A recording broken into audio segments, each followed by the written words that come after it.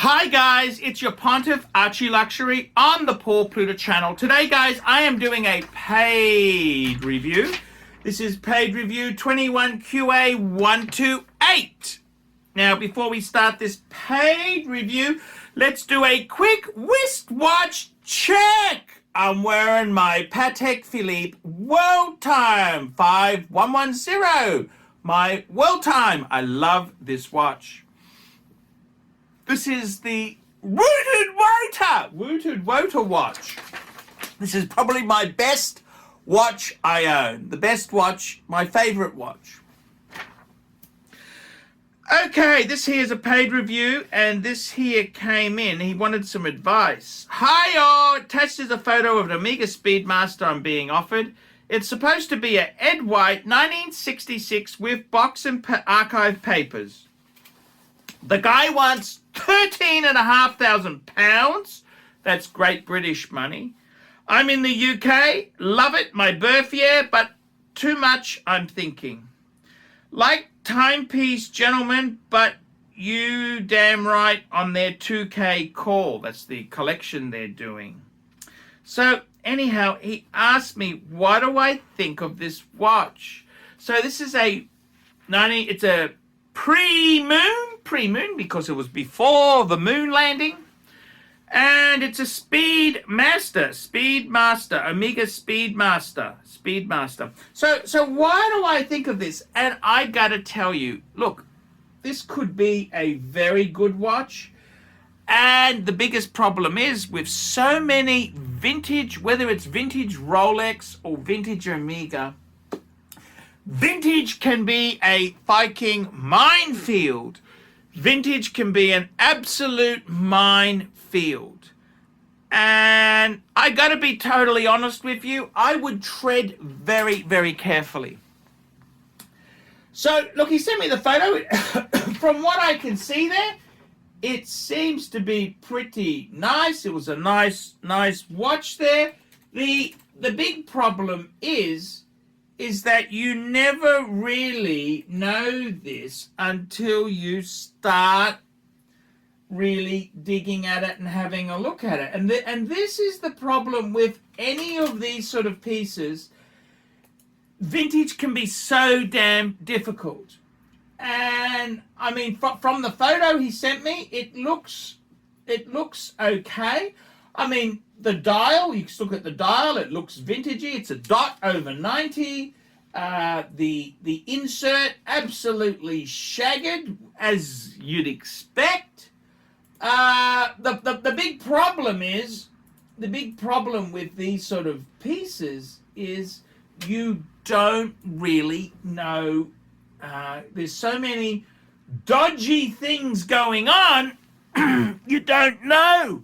And I would always say, when you're buying vintage pieces, so this is a mid-60s, 1966, mid-60s, look, you've really got to know the seller, because vintage itself can be a fucking minefield itself there. There is so many crooked things going on there, you just don't know. And this is the whole problem. People jump into vintage and think, oh, I might just get a vintage watch for myself. Yeah. No. You want to be very, very careful. You want to be careful because, see, the thing with vintage is they become so valuable. So let's have a look at this. See, what happened with Omega is the most valuable Speedmasters would be completely original. Original hands, original bezel insert. They would be the most valuable. Now, what happens is if you send your Omega into Omega for a service, like, so this is 1966, say someone sent it in 1971 or 72, Omega most probably would change the hands as part of the service. In fact, Breitling, I believe, still does this to this day. If you send a Breitling in, part of their service is that they will replace the hands. Now, that can be okay, but these vintage Speedmasters, the one that the purists really want, well, guess what? They got the original dial and hands and insert. And people, back then, people bought these watches to use. They weren't really collectibles. If you were collecting watches, you're more likely collected really dainty pocket watches or dress watches. That's kind of what they did. These steel sports watches, they bought them to use. And hence the reason why they're so valuable if they're unmolested and untouched, because they don't often exist that way. Now, if the hands have been changed, that's quite normal. That often happened. When you took it into service, they changed the hands. Now, that's quite okay. Where the problem is, obviously, is the massive premiums are paid for original hands and bezel inserts and dials. So if anything's happened there, it's kind of nasty. The other thing is too is that there's emphasis to try and artificially age things and make it original when it's not. So vintage itself is a huge minefield. So the price of this watch here, £13,500. So I mean, to be completely frank and honest with you, in what's that, Aussie dollars, it's like $25,000. That's a lot of money. That is a lot of moolah. It's a lot of moolah. And the problem is, when things are a lot of moolah, there's always an incentive to do something crooked. And so 24,500 Aussie. What's that in US? It's 19,000 US dollars. So they're talking a lot of money. Talking this sort of Patek. There was a stage where these Pateks were kind of that money, you know, but they've gone up a bit. But there's always the incentive to cheat. And yeah, so this is the danger. It's the danger. Danger. So I think you've got to really have a relationship with the buyer. You got to know the buyer. There are dealers out there who are a little bit on the shifty side. There's a joke. Did you know about the gypsy in Italy? No. What about the gypsy in Italy? He's a watch dealer. They're everywhere. They're crooked. They're dishonest. I mean, not to say I got a bit of gypsy blood in me, but I'm just saying, you know, just letting you know, there can be some slightly less than honourable people. So I've got to be totally honest with you. It's vintage Rolex is also the same there, and vintage Rolex 1960. Let's say you're talking say a 5513, something like that. Submariner, no date. There's also has the dial been changed? The hands. There's so much variety in price depending on whether this is original or it's been molested. So, in all honesty to you, there is a number of things that can happen there. So, it is it's a very tricky dicky thing. So, in my opinion, I normally would say you want to go into vintage very sparingly, okay? The thing about vintage is, the most important thing is, number one, is it actually all original? Because I have seen there's so many, when things become so valuable in the vintage market, there's so many dishonest things take place. Let me tell you, because I've seen all this stuff. And, you know, I admit, I've fallen for, it's easy to fall for this stuff. I know, I'm not going to name names, but to protect the guilty, but basically I know a dealer who had this Explorer 2. It turned out that the movement was an original Rolex movement that added a GMT part to it, which wasn't working properly. The case was it's all aftermarket. Case, dial, everything except for the movement and the bracelet, and the box was all original Rolex. But the case itself, when he looked into it, what had actually happened is it looks like they pinched the movement out of, say, a Rolex date or a date just from that period, and they made an aftermarket case.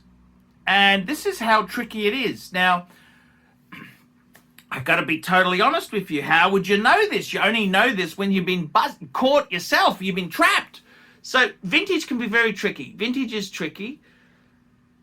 The other thing is with vintage, you've got to remember this. O'Sheen, that Irish guy living in Venice. He had a vintage Speedy, and the loom fell out of the hand. So he basically put that set of hands to the side and put new hands. So he's got the original hands. But that kind of hurts. That kind of, if these vintage pieces can get so damaged, so much value is in the originality. So you cannot just change bits out of it. You've got to be aware of this. And particularly when you're talking, vintage Submariners, the waterproofing, I wouldn't take it anywhere near water. The dial, you just need temperature changes and they can crack. And they're nowhere near as robust as because they're old. They're old vintage things. And this is the thing. These are old things. They're nowhere near as robust. You think, it's a Submariner. I can go you got a vintage dial. You got a vintage Speed. You got a vintage Submariner.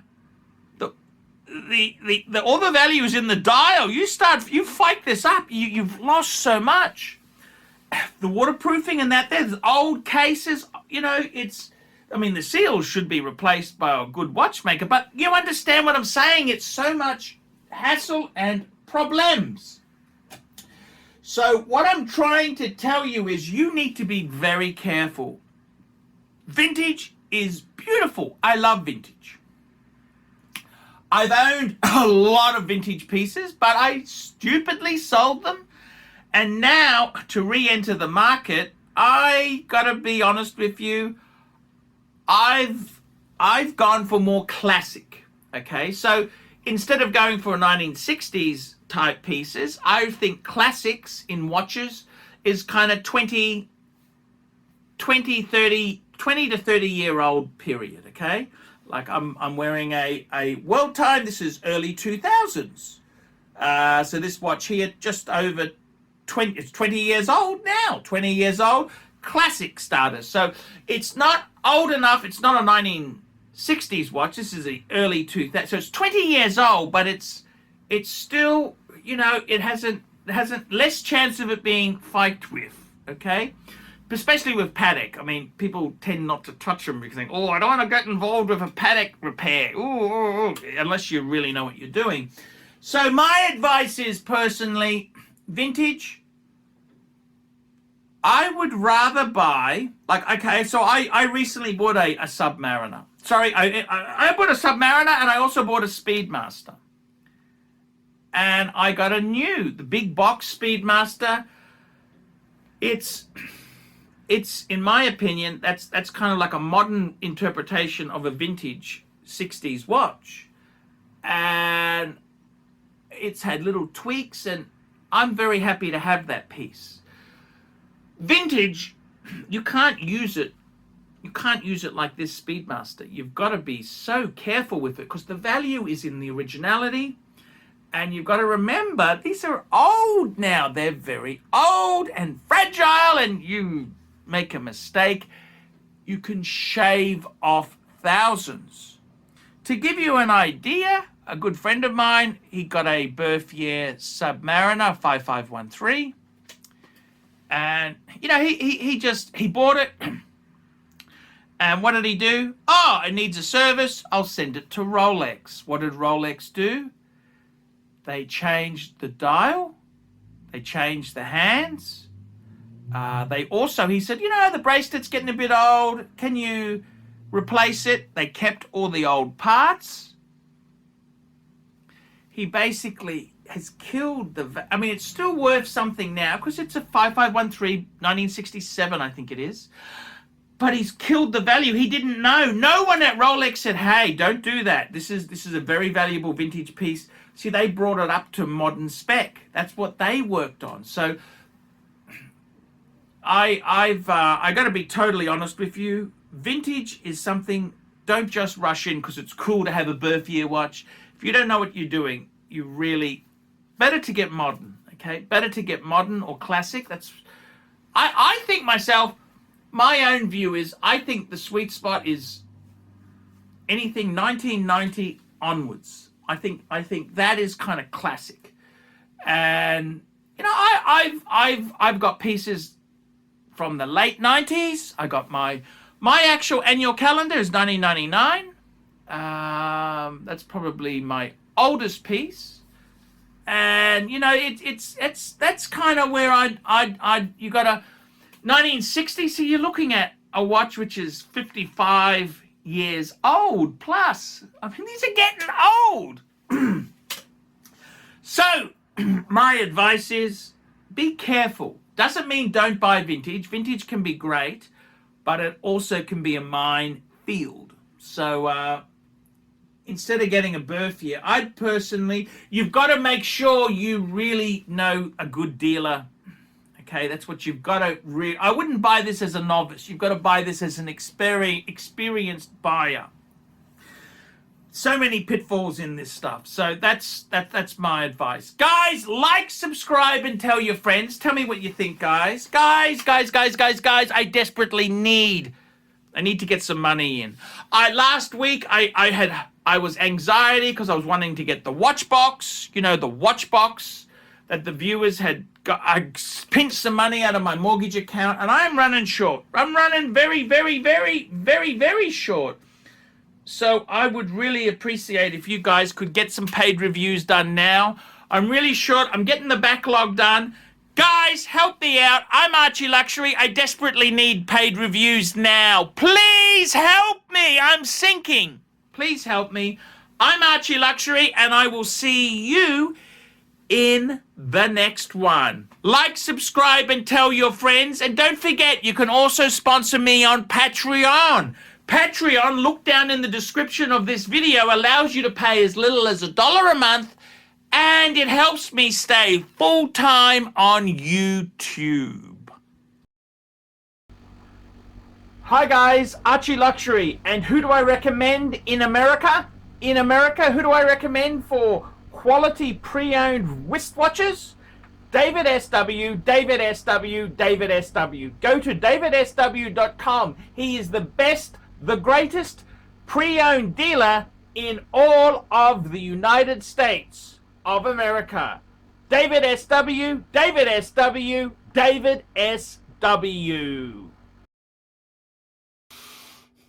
Like, subscribe, and tell your friends, and don't be afraid to get a paid review. $50 for a paid review. It helps me stay full-time on YouTube, and I will see you in the next one. $50 paid review. I can't survive on Google Ads. I need your support. And guys, you could also sponsor me on Patreon. Patreon allows you to pay as little as $1 a month to keep me on YouTube. Hey guys, ArchieLuxury. Who do I recommend for watches in Brisbane and Sydney? Vintage Watch Co. That's correct. Vintage Watch Co. in Brisbane Arcade in Brisbane and the Strand Arcade in Sydney. Vintage Watch Co. Brisbane and Sydney. Ronnie, I've known him since the late 90s. Ronnie is a top bloke. Luke is a great guy. Vintage Watch Co. That is who I recommend in Australia. Check out Vintage Watch Co. and the guys' amazing range of watches. They also do service and repairs.